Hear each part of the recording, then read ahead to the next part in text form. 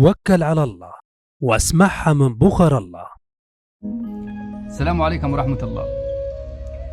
مش أي حد يقول لك بنعزك يبقى بيعزك.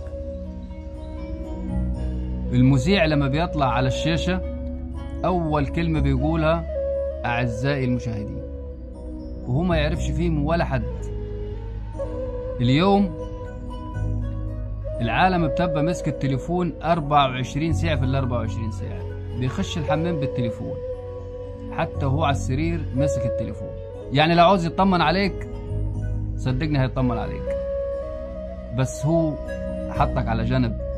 انت الاخر بدل نفس الشعور وما تديش اي اهتمام، لان اللي بيطمن عليك اطمن عليه، واللي ما يطمنش عليك اوعى تسعى انك تطمن عليه.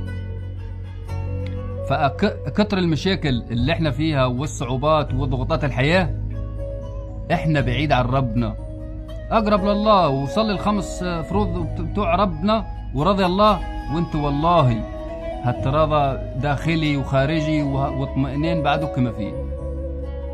صلة الرحم مهم جدا يا جماعة، ورضا الله مهم جدا جدا جدا.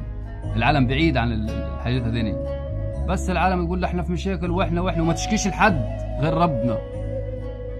ان وقعت في موال ولا وقعت في مشكل ولا حياتك هوك ولا المادة معك على قدها، صلي واطلب من ربنا. اطلب من ربنا ما تطلبش من العبد. الله المستعان. السلام عليكم.